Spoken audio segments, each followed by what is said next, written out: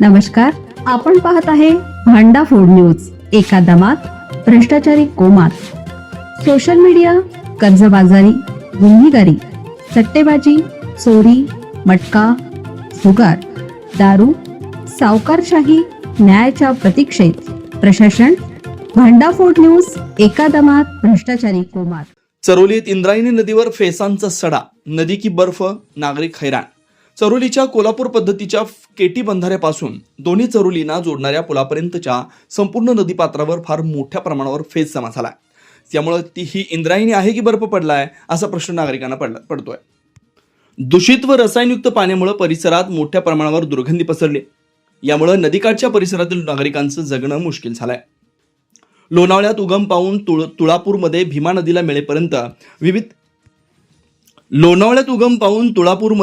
नदीला मिळेपर्यंत विविध गावातून, शहरातून, शेतशिवारातून, तीर्थक्षेत्रातून आणि औद्योगिक पट्ट्यांमधून वाहणारी इंद्रायणी नदी भोवतालच्या सर्व प्रदूषणामुळे दूषित होते.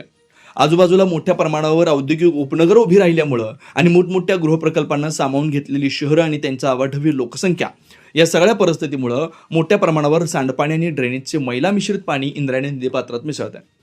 देहू आळंदी सारख्या तीर्थक्षेत्रांच्या किनाऱ्यावर मोठ्या प्रमाणावर धार्मिक विधी चालतात. त्यामुळे साहजिकच गुलाल, बुक्का, कुंकू, हळद आणि इतर निर्माल्य नदीपात्रात फेकलं जातं. त्यातूनही पाणी दूषित होतंय. त्याप्रमाणे औद्योगिक क्षेत्रातील रसायन मिश्रित पाण्यामुळे विविध रसायनं पाण्यामध्ये मिसळत आहेत आणि त्यातून इंद्रायणीचा प्रवाह पूर्ण दूषित होतोय. काही ठिकाणी पाणी पूर्ण काळं पडलंय. पान वनस्पती मोठ्या प्रमाणावर पृष्ठभागावर तरंगताना दिसत आहेत. काही ठिकाणी तर पूर्ण किनारे शेवाळलेले आहेत. या सर्व परिस्थितीचा परिणाम म्हणून चरोलीत येईपर्यंत इंद्रायणीचं पाणी पूर्ण दूषित होत आहे. इंद्रायणी नदीनं प्रदूषणाची सीमा पार केली. आळंदी, देहू येथील घाटांवर रात्रीच्या वेळी फेरफटका मारण्यासाठी गेलो तर पाण्याच्या दुर्गंधीनं काठावर बसू वाटत नाही. नदीच्या काठावर आलोय की गटारगंगेच्या काठावर असा प्रश्न भाविकांमध्ये निर्माण होतो.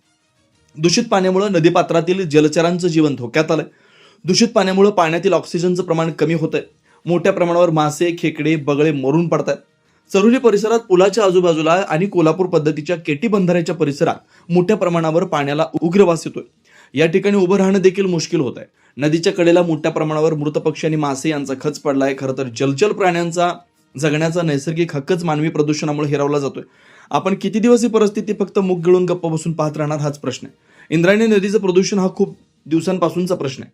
प्रशासनानं गांभीर्याने या विषयाकडे लक्ष देण्याची गरज आहे. कारण चरोली परिसरातील नागरिकांच्या आरोग्यावर या प्रदूषित पाण्याचा परिणाम होतोय.